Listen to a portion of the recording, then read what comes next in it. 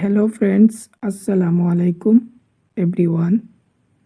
আজকের ক্লাসটি হচ্ছে 12তম ক্লাস। এর আগে যে 11টি ক্লাস দিয়েছি তার মধ্যে সবার প্রথম যেটি ক্লাস হচ্ছে সেটি হচ্ছে একটি ম্যারাথন। সেই ম্যারাথনের মধ্যে 2012 সাল থেকে 2019 সাল পর্যন্ত যত সব কোয়েশন ছিল সেই সবগুলি কোয়েশন আমি এক ভিডিওর মধ্যে দিয়েছি, যেটি হচ্ছে 5 ঘন্টার ম্যারাথন। তাই যদি আপনি সিরিয়াল ওয়াইজ ক্লাস দেখতে চান তাহলে সবার প্রথমে ম্যারাথন ক্লাসটি দেখবেন। ম্যারাথন ক্লাসটির পর যে ক্লাস প্লেলিস্টের মধ্যে ক্লাস থাকবে সেই ক্লাসগুলি আপনি সিরিয়াল অনুযায়ী দেখবেন, তখন আপনার জন্য অনেক সহজ হবে। আপনি একটি সহজ থেকে কঠিনের দিকে যাবেন, সিম্পল টু কমপ্লেক্স। যদি এইভাবে আপনি ক্লাসগুলো দেখতে থাকেন তাহলে আপনি যে পেডাগজির মধ্যে 15 মার্ক থাকে, 15 মার্কের মধ্যে নিশ্চিত যে আপনি 13 মার্কস পাবেন। আপনি যদি সিরিয়াল ওয়াইজ ভিডিওগুলি দেখেন তাহলে আপনি দেখবেন যে কোয়েশনগুলি একটি আরেকটির সাথে রিলেটেড থাকে, যেমন একই সিলেবাস একই কনসেপ্ট, শুধু কোয়েশনটাকে একটু ঘুরিয়ে ফিরিয়ে দেয়, কিন্তু সিলেবাস তো একই। তাই আপনি সিরিয়াল ওয়াইজ ক্লাসগুলো দেখবেন। আজকের যে প্রথম কোয়েশন সেটি হচ্ছে, নিচের কোনটি বুনিয়াদি পঠন দক্ষতা ফাউন্ডেশনাল রিডিং স্কিল নয়? মানে ফাউন্ডেশনাল রিডিং স্কিলের 3টি অপশন থাকবে, আর যেটি নয় সেটি আমাদের বলতে হবে। অর্থোদ্ধার বা সংকেত উদ্ধার মানে ডিকোডিং, শব্দ শনাক্তকরণ ওয়ার্ড রিকগনিশন, রূপতত্ত্ব বা মরফোলজি, শব্দভাণ্ডার পঠন রিডিং ভোকাবুলারি।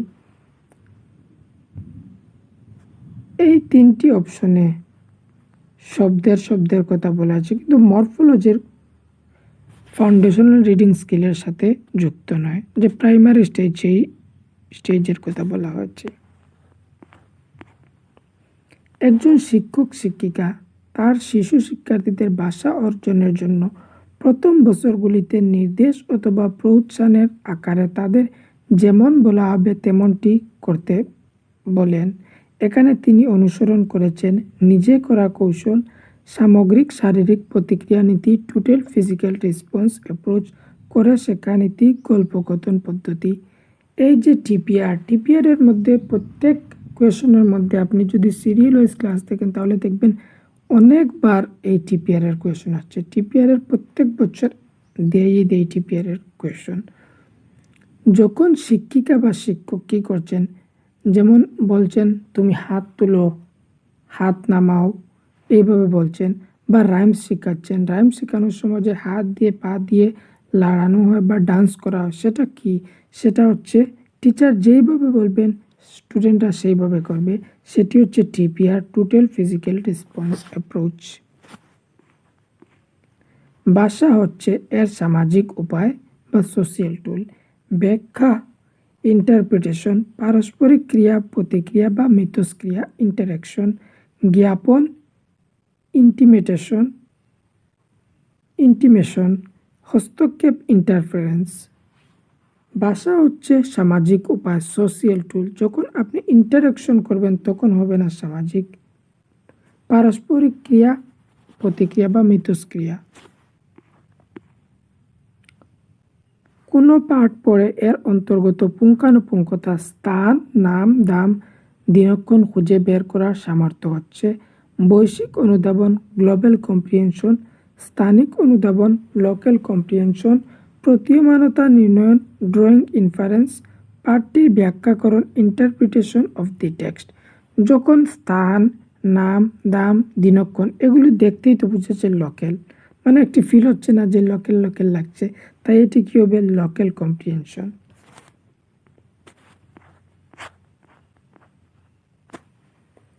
কোনো শিক্ষক শিক্ষিকা পঞ্চম শ্রেণীর শিক্ষার্থীদের পঠন উপভোগ এবং সংশ্লিষ্ট ধারণাটিকে আরও ভালোভাবে আয়ত্তীকরণের জন্য একটি দীর্ঘ নিবন্ধ আর্টিকেল পড়তে দিলেন। তিনি এখানে চর্চা করেছেন এক্সটেন্সিভ রিডিং বা ব্যাপক পাঠ, ইন্টেন্সিভ রিডিং বা নিবিড় পাঠ, জিগসু রিডিং বা পরস্পর নির্ভর পাঠ, পার্টনার রিডিং বা অংশভাগী পাঠ। যখন পঠন উপভোগের কথা আসবে, মনোরঞ্জনের কথা আসবে, তখন কী হবে? Extensive reading. এই ইন্টেন্সিভ, এক্সটেন্সিভ, স্ক্যানিং, স্কিমিং আমি আগে অনেকবার ভিডিওতে বলেছি, তাই আপনারা আগের ভিডিওগুলো অবশ্য দেখবেন। আপনার জন্যই বলছি যে সহজ হবে। যদি আপনি নতুন সিটেট দিয়ে থাকেন তাহলে আপনার জন্য অনেক সহজ হবে। এবং এই বাংলার যে কোয়েশন এইগুলি সলভ করলে আপনি ইংরেজির কোয়েশন যে ল্যাঙ্গুয়েজ 2 আছে আপনার, সেটা আপনি অবশ্য ভালোভাবে সলভ করতে পারবেন। শিশু শিক্ষার্থীদের নতুন শব্দবালী শেখানোর জন্য শিক্ষক বা শিক্ষিকা বাস্তব বস্তু সামগ্রী ব্যবহার করেন, কারণ এই যে বাস্তব সামগ্রীকে কি বলা হয়? সেটিকে রিয়েলিয়া বলা হয়। এই রিয়েলিয়া বাস্তব সামগ্রীকে, এটা অনেকবার কোয়েশন আসছে। এটি শব্দগুলির সঠিক উচ্চারণ শেখাতে সাহায্য করে। কেবল বাস্তব বস্তু সামগ্রীর মাধ্যমে আমরা শব্দভাণ্ডার, ভোকাবুলারি গড়ে তুলতে পারি। কেবল শব্দটি হচ্ছে নেগেটিভ। যদি কোয়েশনের মধ্যে নেগেটিভ থাকে তাহলে অবশ্য কেবল দেখলেই ভাববেন যে সেটি নেগেটিভ। কেবল মানে অনলি যখন আসবে সিডিপির মধ্যেই যখন অনলি দেখবেন তখন সেটি নেগেটিভ অপশন হবে, সেটি এড়িয়ে যেতে পারেন। শিশু শিক্ষার্থীরা বিমূর্ত চিন্তা করতে সমর্থ নয়। এটি শিক্ষার্থীদের বাস্তব জীবনে দেখা বস্তু সামগ্রীর সঙ্গে সংশ্লিষ্ট শব্দবালীর সংযোগ সাধনে সাহায্য করে। তাদের যে বাস্তব জীবনে দেখছে তারা সামগ্রীগুলি, সেই সামগ্রীর সাথে তারা সংযোগ সাধন করতে পারবে।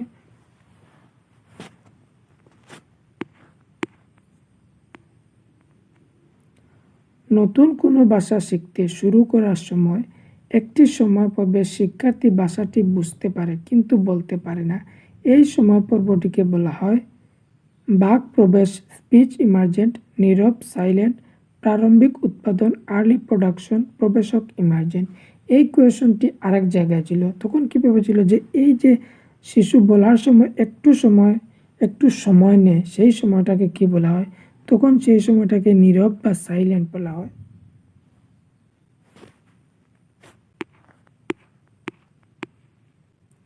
একজন কার্যকর বা ফলপ্রদ ভাষা শিক্ষক মানে এফেক্টিভ ল্যাঙ্গুয়েজ টিচার শিশুদের পাঠ্যপুস্তকে প্রদত্ত সমস্ত প্রশ্নের উত্তর শিখিয়ে দেবেন। পাঠের মধ্যে যে কোয়েশনগুলি আছে সেই সব কোয়েশন টিচার কী করবেন? স্টুডেন্টদের শিখিয়ে দেবেন। শিক্ষণ কার্যে পাঠ্যপুস্তকের সঙ্গে সঙ্গে অন্যান্য উপাদানও ব্যবহার করবেন। কেবলমাত্র পাঠ্যপুস্তকে প্রদত্ত প্রশ্নগুলির উপরই প্রশ্নপত্র তৈরি করবেন। পরীক্ষার জন্য যে প্রশ্ন তৈরি করবেন শুধু পাঠের মধ্যে যে প্রশ্ন আছে সেই প্রশ্ন থেকেই প্রশ্নপত্রটি তৈরি করবেন। সম্পূর্ণভাবে অনুমোদিত বইটির উপর নির্ভর করবেন। যে বই থাকবে সিলেবাসের জন্য, সেই সাবজেক্টের বই থাকবে সেই বইয়ের উপরে নির্ভর করবেন না। শিক্ষণ কার্যে পাঠ্যপুস্তকের সঙ্গে বইয়ের সঙ্গে শুধু বই না ব্যবহার করা অন্যান্য যে উপাদান সেটি ব্যবহার করবেন। শুধু বইয়ের উপর নির্ভর থাকলে হবে না। একজন শিক্ষক তার ছাত্রছাত্রীদের ভাষা সংক্রান্ত কাজগুলি একটি ফোল্ডারে রাখেন। এই কোয়েশনটিও বারবার আসে। আপনারা যদি সিরিয়াল ওয়াইজ ক্লাসটি দেখেন তাহলে আপনি নিজেই বুঝবেন এবং যে কোয়েশনগুলো নিজেই সলভ করতে পারবেন। একটি ফোল্ডারে রাখেন এবং পরে তাদের ভাষা সংক্রান্ত কৃতি অ্যাচিভমেন্ট মূল্যায়নের জন্য ব্যবহার করেন। মূল্যায়নের এই পন্থাটি কী নামে পরিচিত? সমস্যা নির্ণায়ক অভিজ্ঞতা, ডায়াগনস্টিক টেস্ট, ব্যক্তিগত ঘটনা নথি, অ্যানেকডোটাল রেকর্ড, সংযুক্ত বা সামেটিভ মূল্যায়ন, পোর্টফোলিও মূল্যায়ন। ডায়াগনস্টিক টেস্ট হচ্ছে যখন যে আপনি রিমিডিয়াল টিচিং দেবেন, তারা কি শিখছে না বা তাদের কোথায় ঘাটতি রয়েছে সেটা কতটুকু তারা শিখতে পারছে, এই জন্য যে টেস্ট নেবেন, টেস্ট জানবেন যে তারা কতটুকু শিখছে বা শিখছে না। তারপরে যখন যেই টেস্ট নেবেন সেই টেস্টটি হচ্ছে ডায়াগনস্টিক টেস্ট।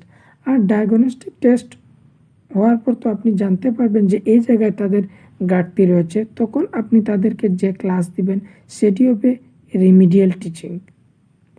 ব্যক্তিগত ঘটনা নীতি, অ্যানেকডোটাল রেকর্ড হচ্ছে কোনো স্পেসিফিক যে ইনফরমেশন বাচ্চার হঠাৎ কোনো একদিন পড়ে পায়ে ব্যথা পেল, সেই ব্যথা পাওয়াটি আপনি রেকর্ডের মধ্যে লিখলেন। সেই যে স্পেসিফিক ইনফরমেশনটি রাখলেন সেটা হবে অ্যানেকডোটাল রেকর্ডের মধ্যে। সংযুক্ত বা সামেটিভ মূল্যায়ন। সামেটিভ মূল্যায়ন একটি হচ্ছে এফএ মানে ফরমেটিভ অ্যাসেসমেন্ট, আর একটি হচ্ছে এসএ মানে সামেটিভ অ্যাসেসমেন্ট।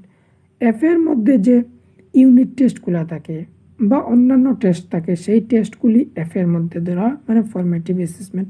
আর সামেটিভ অ্যাসেসমেন্ট হচ্ছে যেমন হাফ ইয়ারলি বা অ্যানুয়ালি, এই দুটি হচ্ছে সামেটিভ অ্যাসেসমেন্ট।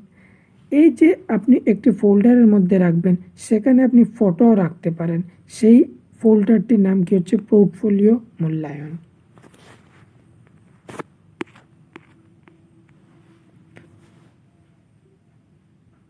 যে পদ্ধতিটি লক্ষ্য ভাষা টার্গেট ল্যাঙ্গুয়েজ শিক্ষণে শিক্ষার্থীদের মাতৃভাষার হস্তক্ষেপ করতে দেয় না, মানে কোন মেথডের মধ্যে মাতৃভাষা একদম ব্যবহার করা হয় না। ডাইরেক্ট মেথড, প্রত্যক্ষ পদ্ধতি বা ডাইরেক্ট মেথড, ব্যাকরণ অনুবাদ পদ্ধতি বা গ্রামার ট্রান্সলেশন মেথড, দ্বিভাষিক পদ্ধতি বা বাইলিঙ্গুয়াল মেথড, পরিস্থিতিগত পদ্ধতি বা সিচুয়েশনাল মেথড। সিচুয়েশনাল মেথড হচ্ছে যখন আপনি একটি সিচুয়েশন ক্রিয়েট করবেন, সিচুয়েশন ক্রিয়েট করে যখন শিক্ষা দেবেন, সেটি হচ্ছে সিচুয়েশনাল মেথড। বাইলিঙ্গুয়াল মেথড বা দ্বিভাষিক পদ্ধতি যখন দুইটা ল্যাঙ্গুয়েজ ব্যবহার করবেন, তখন হবে বাইলিঙ্গুয়াল মেথড। দুইটি ল্যাঙ্গুয়েজ ব্যবহার করে শিক্ষা দেবেন, সেটি হবে বাইলিঙ্গুয়াল। গ্রামার ট্রান্সলেশন মেথড যখন আপনি ট্রান্সলেশন করাবেন, যেমন ইংরেজি পড়াচ্ছেন, ইংরেজি ট্রান্সলেশন বাংলায় করছেন, যেমন আমি এই পড়াচ্ছি, এই যে প্রশ্নগুলি বলছি সাথে সাথে ইংরেজিও বলছি বা বাংলাও বলছি, তখন কি করছি আমি একটি আরেকটির সাথে ট্রান্সলেট করে, এই যে দ্বিভাষিক পদ্ধতির সাথে বাইলিঙ্গুয়াল মেথড এটা কি, বা ব্যাকরণ অনুবাদ পদ্ধতির সাথে গ্রামার ট্রান্সলেশন মেথড এটা কি, এটা হচ্ছে গ্রামার ট্রান্সলেশন মেথড, মানে মাতৃভাষা প্রয়োগ সাথে ইংরেজি ভাষা বা যে কোনো অন্যান্য ল্যাঙ্গুয়েজ সেকেন্ড ল্যাঙ্গুয়েজ হিসাবে, যেমন সেকেন্ড ল্যাঙ্গুয়েজকে ট্রান্সলেট করবেন আপনার মাদার টাঙ্গে, সেটি হবে গ্রামার ট্রান্সলেশন মেথড, সেখানে অনেক মাতৃভাষার প্রয়োগ করা হয়। ডাইরেক্ট মেথডের মধ্যে আপনি যেই ল্যাঙ্গুয়েজ শেখাচ্ছেন, যেটি আপনার টার্গেট ল্যাঙ্গুয়েজ, যেমন ইংরেজি হচ্ছে আপনার টার্গেট ল্যাঙ্গুয়েজ, তখন শুধু আপনি ইংরেজিতেই নির্দেশ দেবেন, যা বলবেন ইংরেজিতে বলবেন, সেখানে আপনি মাতৃভাষাকে একদম প্রয়োগ করতে পারবেন না, সেটি হচ্ছে ডাইরেক্ট মেথড।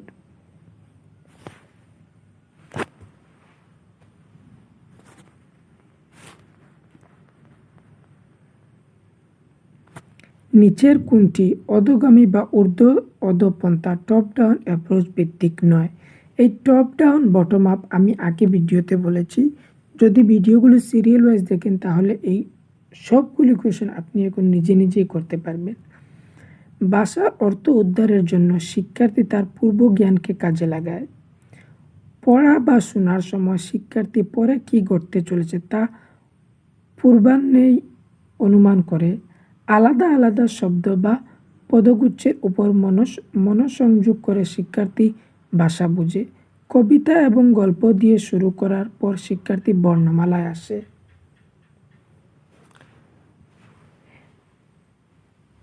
টপ ডাউন যখন আপনি কি করবেন, কবিতা সবার প্রথমে কবিতা বা স্টোরি, তারপরে একদম লাস্টে কি করবেন, লেটারে আসবেন।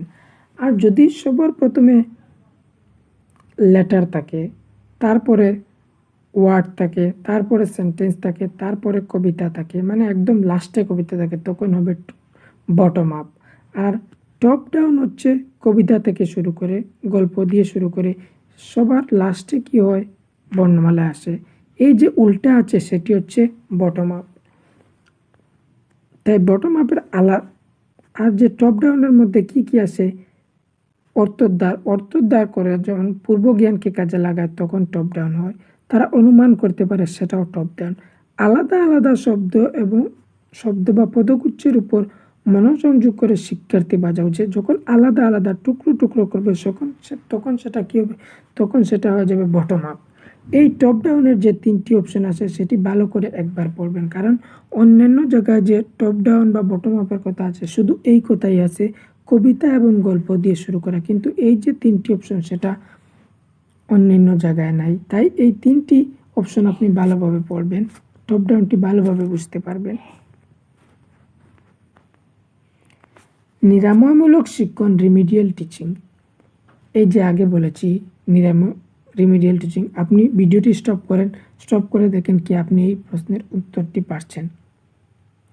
শিক্ষার্থী শিখন দ্বারা অনুপ্রবিষ্ট ফাঁকগুলিকে দূরীভূত করে ভুল বোঝা ধারণাগুলি কনসেপ্ট শুধরে দেয়, শ্রেণীর সমরূপতা হোমোজেনিটি রক্ষায় সাহায্য করে, নতুন ভাষাগত উপাদানগুলির সঙ্গে পরিচয় ঘটায়। আপনি একটি স্টপ করেন, স্টপ করে অপশনটি পড়েন, দেখেন আপনার সঠিক হচ্ছে কি না হচ্ছে না। শিক্ষার্থীর শিখন দ্বারা অনুপ্রবিষ্ট ফাঁকগুলি, তাদের যে ফাঁকগুলির মধ্যে যখন আপনি ডায়াগনস্টিক টেস্ট করবেন, ডায়াগনস্টিক টেস্ট করার পর যে টিচিং দিবেন সেটা হচ্ছে রিমিডিয়াল টিচিং। কার কার সঠিক ছিল? যার সঠিক ছিল একটি হাততালি দেন। যে শিক্ষণগত অক্ষমতাটি পড়ার ব্যাখ্যা করা এবং অক্ষর বা বর্ণ, শব্দ এবং প্রতীকসমূহ বুঝতে পারার সামর্থ্যকে নষ্ট করে দেয়, সেটিকে বলা হয় ডিসলেক্সিয়া, ডিসক্যালকুলিয়া, ডিসফেজিয়া, ডিসপ্লেক্সিয়া।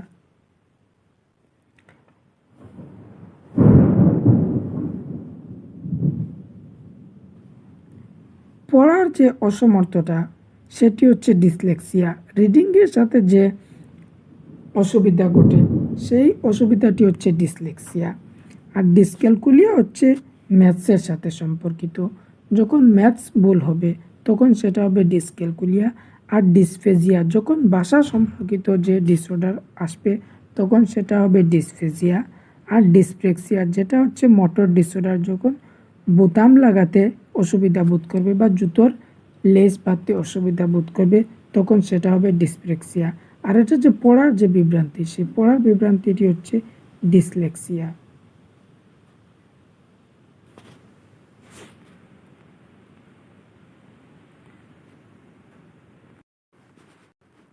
নিচের কোন বিকল্পটি ভাষা শিক্ষণ শ্রেণীতে মুদ্রণ সমৃদ্ধ পরিবেশের অন্তর্গত? মুদ্রণ সমৃদ্ধ পরিবেশ মানে হচ্ছে প্রিন্ট রিচ এনভায়রনমেন্ট, যেখানে প্রিন্ট রিচ এনভায়রনমেন্ট থাকবে। শ্রেণীতে প্রদর্শিত বিভিন্ন চার্ট বা রেখাচিত্র, পোস্টার, বিজ্ঞপ্তি, শ্রেণীকক্ষ চুক্তি, সাইনবোর্ড, প্ল্যাকার্ড, লেবেল, মোড়ক ইত্যাদি সমন্বিত পরিবেশ। শ্রেণী গ্রন্থাগারের আলমারিতে রক্ষিত বইপত্র, টিভি, কম্পিউটার, স্মার্টফোন ইত্যাদি বৈদ্যুতিন মাধ্যমসমূহ। যে শ্রেণীর মধ্যে, যে ক্লাসের মধ্যে যে চার্ট থাকবে বা রেখাচিত্র, পোস্টার লাগানো থাকবে, বিজ্ঞপ্তি লাগানো থাকবে, সেই জায়গাকে প্রিন্ট রিচ এনভায়রনমেন্ট বলা হবে। প্রথম প্রজন্মের শিক্ষার্থী, the first generation of learners, তাদের বলা হয় যারা মানে প্রথম প্রজন্মের শিক্ষার্থী, সবার প্রথম যে শিক্ষার্থী, ফার্স্ট জেনারেশন লার্নার কাদের বলা হয়? তাদের পরিবারের মধ্য থেকে প্রথম স্কুলে আসে, ভর্তি হওয়ার সময় প্রথম স্কুলে আসে, বিদ্যালয়গত প্রস্তুতি প্রকল্পে, স্কুল প্রিপেয়ারনেস প্রোগ্রাম যোগদানের জন্য স্কুলে আসে, সংশ্লিষ্ট ভাষাতে স্কুলে এসে প্রথম শিখেছে। তাদের পরিবারের মধ্য থেকে প্রথম স্কুলে আসে, তারা হচ্ছে first generation of learner.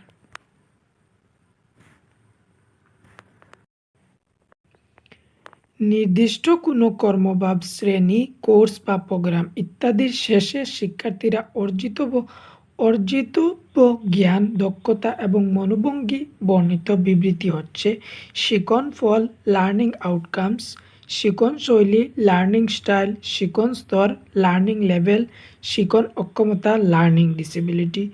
Learning disability হচ্ছে যেমন ডিসক্যালকুলিয়া, ডিসগ্রাফিয়া, ডিসলেক্সিয়া, ডিসপ্লেজিয়া, এইসবগুলি হচ্ছে লার্নিং ডিসেবিলিটি। লার্নিং লেভেলস মানে কতটুকু শিখছে, তাদের স্তর কোথায় আছে সেটা। লার্নিং স্টাইল, কিভাবে তারা শিখছে, যে স্টাইল, কোন স্টাইলে শিখছে সেটা লার্নিং স্টাইল। আর যখন তারা শিখছে বা শেখার পরে শেষে যে তাদের আউটকামটা কি বের হয়েছে সেটি হচ্ছে লার্নিং আউটকাম।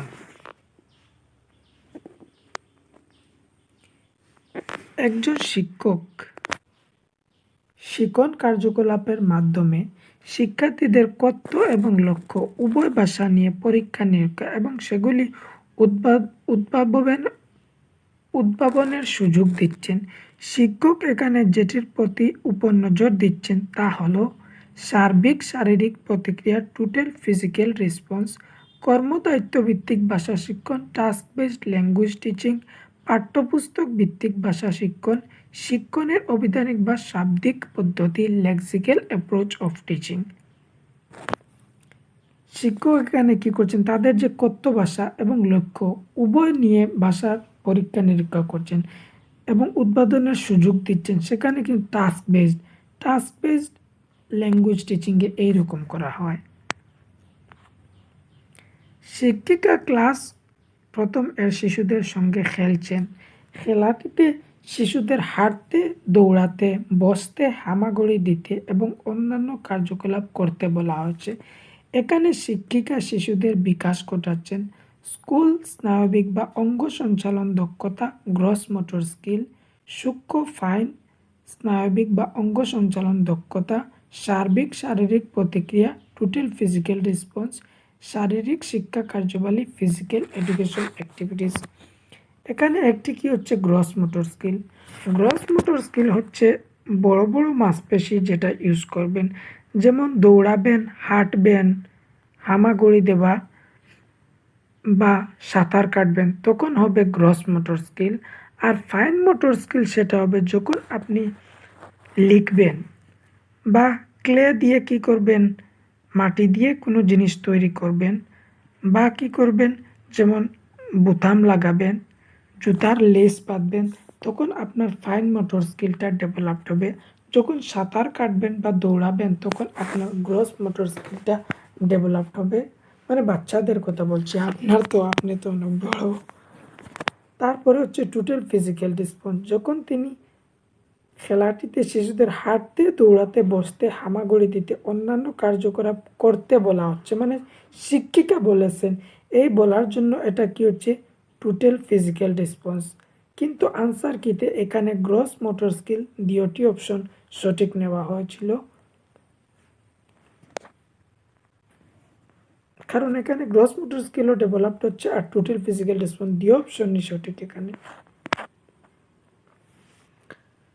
পাঠ বা টেক্সটটিকে বুঝতে পারা এবং তার মধ্য থেকে তথ্যটি খুঁজে বের করতে পারা এবং সেই সঙ্গে পাঠটিকে ব্যাখ্যা করতে পারার পারঙ্গমতাকে বলা হয় পঠন স্বাচ্ছন্দ্য, রিডিং ফ্লুয়েন্সি, সংকেত উদ্ঘাটন, ডিকোডিং, শ্রুতিলিপি লিখন, ডিকটেশন, পাঠভিত্তিক বোধ পরীক্ষণ, রিডিং কম্প্রিহেনশন।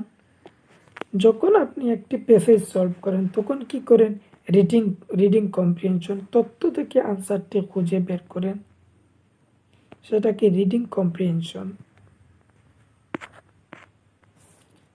যে স্নায়বিক বৈকল্য, মোটর ডিসঅর্ডার, ধ্বনি উচ্চারণের জন্য প্রয়োজনীয় জিভ এবং ঠোঁটের সম্বন্ধকে বাধা দেয় তাকে বলি ডিসক্যালকুলিয়া, ডিসফেজিয়া, ডিসপ্লেক্সিয়া, ডিসলেক্সিয়া।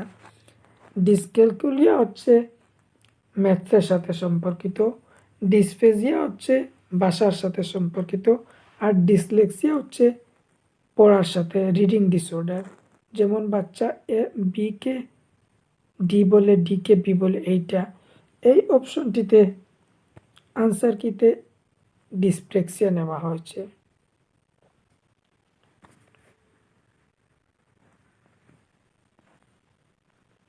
কিন্তু আমরা সাধারণত জানি যে ডিসপ্লেক্সিয়া তখন হয় যখন বাচ্চা মোটর ডিসঅর্ডারের প্রবলেম থাকে, বোতাম লাগানো বা জুতার যে লেস লাগানো সেটি পারে না, তখন কি হয় ডিসপ্লেক্সিয়া। কিন্তু সেখানে ডিসফেজিয়ার কথা হতে পারে, কিন্তু অফিসিয়াল আনসার কি মতে এখানে ডিসপ্লেক্সিয়া আনসারটি হচ্ছে সঠিক। আমি ভুল বলছি না, যেটা আনসার কিতে ছিল সেটাই বলছি। নিচের কোনটি ভাইগোস্কির ভাষা উন্নয়নের তত্ত্বভিত্তিক? ভাইগোস্কি যখন আসবে তখন SCL, সোশিয়াল কালচার ল্যাঙ্গুয়েজ, এই তিনটি অপশন যেখানে দেখবেন সেখানে ভাইগোস্কি হবে। জন্মানোর সময় শিশুর কোনো মৌলিক বা বুনিয়াদী ভাষা ও সামর্থ্য থাকে না। ভাষিক উন্নয়নের সাধারণ অবধারণ বা জ্ঞানাত্মক কগনিটিভ উন্নয়নের অনুবর্তন এবং ধারাবাহিকতা কন্টিনিউয়েশন। সামাজিক মিথস্ক্রিয়া সোশিয়াল ইন্টারাকশন থেকেই ভাষিক উন্নয়ন ঘটে। শিশুরা ইতিবাচক শক্তিকরণে পজিটিভ রিইনফোর্সমেন্ট ফলশ্রুতি হিসেবে ভাষা শেখে। পজিটিভ রিইনফোর্সমেন্ট এটা বলছেন কে? স্কিনার। কগনিটিভের কথা যখন আসবে তখন হবে পিয়াজে, আর সোশিয়াল কালচার ল্যাঙ্গুয়েজের কথা যখন আসবে তখন হবে ভাইগটস্কি। নিচের কোনটি টাস্ক বেসড ল্যাঙ্গুয়েজ টিচিং বা কর্মদায়িত্ব ভিত্তিক শিক্ষণ নীতি নয়? ভাষা ভিত্তিক বা সক্ষমতা অর্জন সহায়ক শিক্ষণ স্ক্যাপ ফোল্ডিং। এই স্ক্যাপ ফোল্ডিংটি ভাইগটস্কি দিয়েছেন। যখন আপনি একটি টেম্পোরারি হেল্প দেবেন বাচ্চাকে, যখন সাইকেল চালানো শেখানোর সময় আপনি যে কেরিয়ারের ধরে যে হেল্প দিবেন সেটা হবে স্ক্যাপ ফোল্ডিং।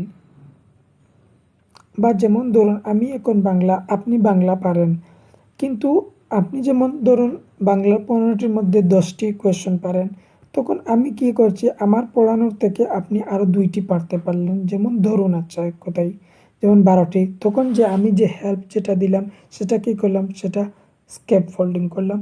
সক্রিয় শিখন অ্যাক্টিভ লার্নিং, সৃষ্টির পুনরুৎপাদন রিপ্রোডাকশন অফ ক্রিয়েশন, অনুবাদের প্রতিফলন রিফ্লেকশন অফ ট্রান্সলেশন। এখানে আনসারটি হচ্ছে রিফ্লেকশন অফ ট্রান্সলেশন, অনুবাদের প্রতিফলন, সেটা টাস্ক বেজের অন্তর্গত নয়। ভাষা শিক্ষণের গঠনবাদী পন্থায় কনস্ট্রাকটিভিস্ট অ্যাপ্রোচ আশা করা হয় যে একজন শিক্ষক কনস্ট্রাকটিভিস্ট অ্যাপ্রোচে শিক্ষক অ্যাক্টিভ থাকেন, শিক্ষার্থীকে পূর্ব গঠিত জ্ঞান প্রদান করেন, তারা নিজের পাঠ্যক্রম কারিকুলাম থেকে নিজেকে দিয়ে গঠন করাবেন, শিক্ষার্থী দিয়েই তাদের নিজের পাঠ্যপুস্তক তৈরি করাবেন, শিক্ষার্থীদের অভিজ্ঞতা ব্যবহার করে তাদের জ্ঞান নির্মাণে সাহায্য করবেন। শিক্ষার্থীদের যে তাদের নিজের অভিজ্ঞতা আছে, তাদের নিজের অভিজ্ঞতা দিয়ে জ্ঞান নির্মাণের জন্য তিনি সাহায্য করবেন, তাদের অভিজ্ঞতাটি ব্যবহার করবেন।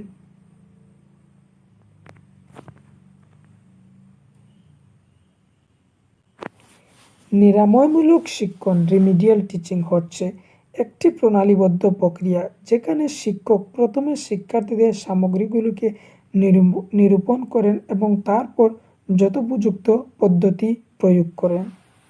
সেটা একদম সঠিক। মানে রিমিডিয়াল টিচিং কি ডায়াগনোস করার পর আপনি রিমিডিয়াল টিচিং দিচ্ছেন।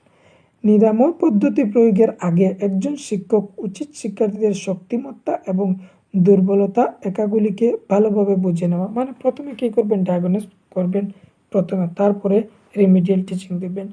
এই অপশনের মধ্যে যে এ এবং আর দুটোটা কি সঠিক, যদি সঠিক হচ্ছে এবং এ আর এর ব্যাখ্যা করছে তাহলে এ অপশনটি হবে। আর যদি এ আর দুটি সঠিক থাকে কিন্তু এর ব্যাখ্যা যদি আর করতে পারে না তাহলে এর সঠিক ব্যাখ্যা নয় সেটা। এ সত্য কিন্তু আর যেটা আছে সেটা ভুল, এ ভুল কিন্তু আর সত্যি। এখানে দুটি অপশন সত্যি এবং এ রিমিডিয়াল টিচিং, সেখানেও রিমিডিয়াল টিচিংয়ের কথা বলা আছে, নিচেও রিমিডিয়াল টিচিংয়ের কথা বলা হচ্ছে। মানে একটি আরেকটির সাথে রিলেটেড, একটি আরেকটির ব্যাখ্যা করছে, তাই অপশন এটি হচ্ছে সঠিক। বয়স যত কম হবে অন্য কোনো ভাষা শেখা তত সহজ হবে, একদম সঠিক সেটা অপশন। যত কম বয়স থাকবে ভাষা শিখতে সহজ হবে। যেমন আপনি বাচ্চাকে LAD ল্যাঙ্গুয়েজ অ্যাকুইজিশন ডিভাইসের কথা বলেছেন নম চমস্কি, এবং তিনি এটাও বলেছেন যে প্রাইমারি স্টেজে বা 5 বছরের আগে শিশুরা অনেক জলদি ভাষা শিখতে পারে। বুনিয়াদী স্তরে সঠিক উচ্চারণ গড়ে তোলা তুলনামূলকভাবে অনায়াস সাধ্য। যেমন বুনিয়াদী স্তরে প্রাইমারি স্টেজে কী করবেন, তাদের যে উচ্চারণ সেটি ভালোভাবে করবেন। এ এবং আর উভয় সত্যি এবং আর হচ্ছে এর সঠিক ব্যাখ্যা। এ এবং আর উভয় সত্যি, কিন্তু আর মোটেই এর সঠিক ব্যাখ্যা নয়। এ সত্যি কিন্তু আর ভুল, এ ভুল কিন্তু আর সত্যি। এখানে দ্বিতীয় অপশন হচ্ছে সঠিক, এবং এ আর যে এর ব্যাখ্যা সঠিকভাবে করছে, কারণ কম বয়সের কথা বলা হচ্ছে, নিচেও কম বয়সের কথা। উচ্চারণ আর ভাষা শেখা একই কথার মধ্যে পড়ছে, তাই সেটা কি অপশন এ। এ এবং আর উভয় সত্যি, আর হচ্ছে এর সঠিক ব্যাখ্যা।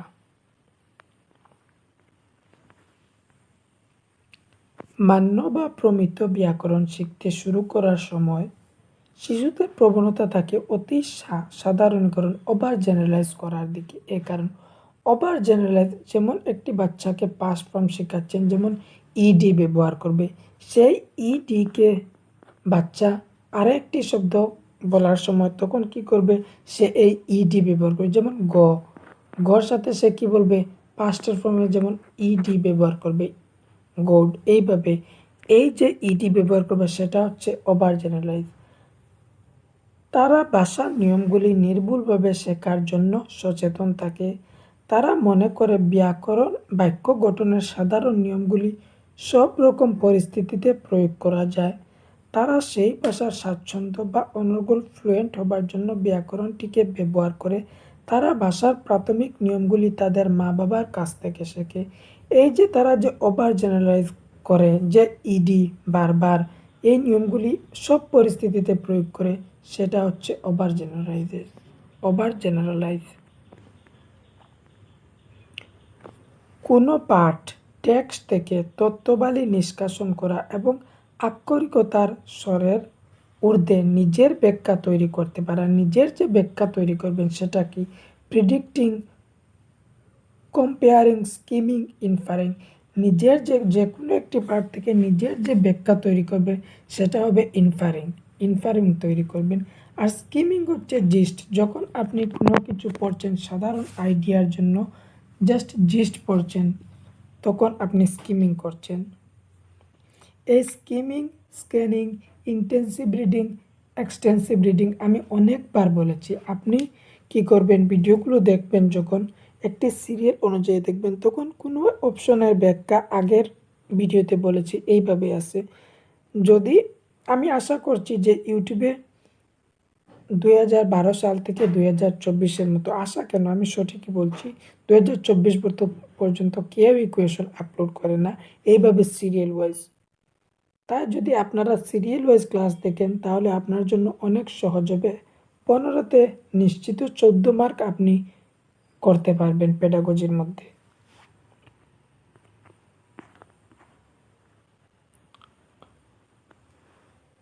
পঞ্চম শ্রেণীর একটি শিশু জানাচ্ছে, আমার বন্ধু যখন পাঞ্জাবি ভাষায় কথা বলে তখন তা বুঝতে অসুবিধে হয় না, কিন্তু সে একই ভাষা পড়ার সময় বেশ অসুবিধা বোধ হয়।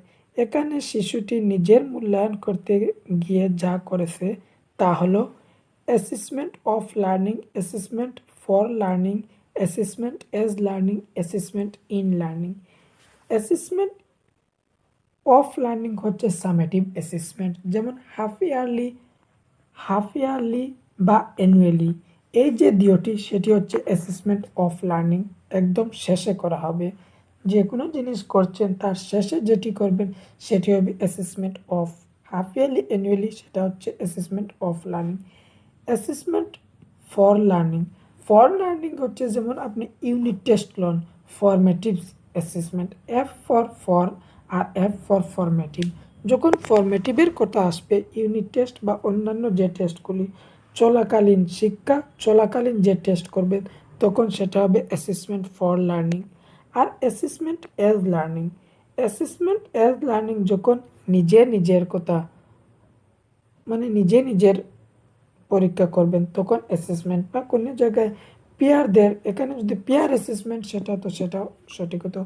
পিয়ার মূল্যায়ন করবে, পিয়ার অ্যাসেসমেন্ট, বা এখানে অ্যাসেসমেন্ট এজ লার্নিং, মানে নিজের মূল্যায়ন যখন করবেন তখন সেটা হবে অ্যাসেসমেন্ট এজ লার্নিং। আর অ্যাসেসমেন্ট ইন লার্নিং হচ্ছে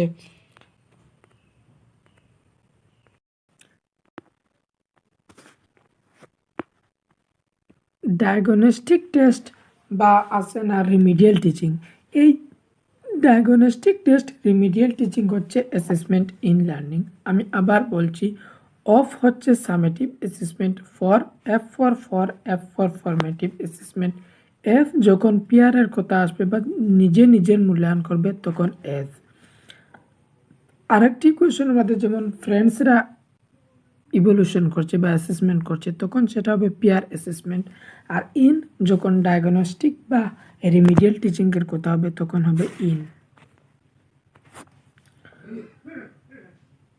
ভাষা মূল্যায়নের লক্ষ্য যা পরিমাপ করা তা হলো সহপাঠীদের তুলনায় প্রতিটি শিক্ষার্থী কতটা অর্জন করছে, শিক্ষার্থীদের সামগ্রিক অথবা সর্বাত্মক সামেটিভ অর্জন, শিক্ষার্থীদের বার্ষিক অর্জন ল্যাঙ্গুয়েজ অ্যাসেসমেন্ট, শিক্ষার্থীর বার্ষিক পরিদর্শতা ল্যাঙ্গুয়েজ প্রফিসিয়েন্সি। যখন ল্যাঙ্গুয়েজ অ্যাসেসমেন্ট বা ল্যাঙ্গুয়েজ ইভলিউশনের কথা আসবে তখন কি হবে, তখন যে ল্যাঙ্গুয়েজ প্রফিসিয়েন্সি, এই অপশনটি আমি আগেও বলেছি আগে ভিডিওগুলিতে, যে যখন ল্যাঙ্গুয়েজের ইভলিউশন আসবে তখন কি হবে, তখন হবে ল্যাঙ্গুয়েজ প্রফিসিয়েন্সি। ল্যাঙ্গুয়েজ টেস্টটি ল্যাঙ্গুয়েজ প্রফিসিয়েন্সির সাথে জড়িত। স্টিফেন ক্রেশনের কম্প্রিহেন্সিবল ইনপুট বা বোধগম্য ইনপুট যোগান প্রস্তাব দেয়। স্টিফেন ক্রেশন 5টি হাইপোথিসিস দিয়েছেন। 5টি হাইপোথিসিসের একটি শর্ট ট্রিক হচ্ছে এমনিয়া, AMNIA,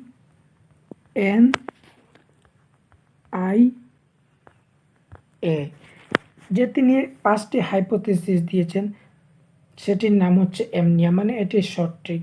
এই শর্ট ট্রিকের ফুল ফর্মটি হচ্ছে এ দিয়ে হচ্ছে অ্যাকুইজিশন। যখন বাচ্চা কি করবে, মানে সেকেন্ড স্টিফেন ল্যাঙ্গুয়েজ যেটি থিওরি দিয়েছে সেটি হচ্ছে সেকেন্ড ল্যাঙ্গুয়েজও বাচ্চা অ্যাকুইজিশন করতে পারবে। অ্যাকুইজিশন অ্যান্ড লার্নিং কি সেটা আগে তো অনেকবার বলেছি। তারপরে এম দিয়ে হচ্ছে মনিটর, তাদের মস্তিষ্কের মধ্যে একটি মনিটর থাকে, সেই মনিটর যে ওভার ইউজ করছে না আন্ডার ইউজ করছে সেটা বলে। তারপর ন্যাচারাল, মানে ন্যাচারালভাবে শিখবে, একটুভাবে শিখবে, সেটা হচ্ছে ন্যাচারাল। তারপরে হচ্ছে ইনপুট হাইপোথিসিসের মধ্যে বাচ্চার যে কারেন্ট লেভেল আছে সেই কারেন্ট লেভেলটা একটু +1 ভাবে ইনপুট দেবেন। তাদের যে স্তর থাকবে সেই স্তর থেকে একটু উপরের দিকে আপনি ইনপুট দিবেন, মানে +1 ইনপুট দিবেন। আর এরপরে হচ্ছে এফেক্টিভ ফিল্টার হাইপোথিসিস। এফেক্টিভের মধ্যে যে মোটিভেশনটা আছে, সেলফ কনফিডেন্স, সেটা এই যে স্টিফেন ক্রেশনের থিওরি সেটা আপনি ইউটিউবের মধ্যে একবার সার্চ করে ভালোভাবে দেখবেন। এটি অনেক ইম্পর্ট্যান্ট, আপনার ইংরেজির জন্য ইম্পর্ট্যান্ট এবং বাংলার জন্য ইম্পর্ট্যান্ট। অপশনের মধ্যে কি আছে, শিক্ষার্থীদের ভাষা স্তর এবং গঠন অনুযায়ী ভাষার যোগান দেওয়ার, শিক্ষার্থীদের পাঠ্যপুস্তক এবং শিক্ষকের মাধ্যমে গৃহীত ইনপুট বা যোগানগুলির শিক্ষার্থীদের নিজেদের ভাষা স্তর থেকে সামান্য উচ্চ স্তরের ভাষার সঙ্গে তাদের পরিচয় ঘটানো, শিক্ষার্থীদের স্তর থেকে উচ্চতর স্তরের পাঠ এবং উপাদানসমূহের সঙ্গে তাদের পরিচয় ঘটানো। তাদের যে ভাষা শেখার স্তর আছে সেই ভাষার স্তর থেকে আপনি সামান্য উচ্চ স্তরের +1 ইনপুট দিবেন। যখন আপনি ইনপুট দিবেন +1 ইনপুট দিবেন, সেটি অপশনটি হচ্ছে সঠিক। এই স্টিফেন ক্রেশনের থিওরিটি অবশ্যই সার্চ করে দেখবেন। আর এখানেই আমাদের 30টি কোয়েশন শেষ হলো। এখানে ক্লাস সমাপ্ত করলাম। আপনাদের সবাইকে ধন্যবাদ। আর ভিডিওটি যদি ভালো লাগে অবশ্যই লাইক করবেন আর বন্ধুদের সাথে শেয়ার করতে ভুলবেন না, কারণ চ্যানেলটি হচ্ছে নতুন। সবাইকে জানা দরকার যে এখানে বাংলার ক্লাস সিরিয়াল ওয়াইজ পাওয়া যাচ্ছে, কারণ ইউটিউবের মধ্যে কোনো চ্যানেলের মধ্যে এইভাবে বাংলার সিরিয়াল ওয়াইজ 2012 সাল থেকে 2024 সাল পর্যন্ত কোনো চ্যানেলের মধ্যেই কোয়েশন নাই। তাই আমি 2012 সাল থেকে 2024 সাল পর্যন্ত যত সব কোয়েশন আছে সবগুলি আমি দিচ্ছি। যে সর্বপ্রথমে একটি ম্যারাথন দিয়েছি, সেই ম্যারাথনের মধ্যে 5 ঘন্টার ম্যারাথন, সেই ম্যারাথনের মধ্যে 2012 থেকে 19 পর্যন্ত যত সব কোয়েশন ছিল সেটি অনেক সহজ কোয়েশন, বেসিক কোয়েশন। এই কোয়েশনগুলি আপনি একবার হলেও দেখবেন।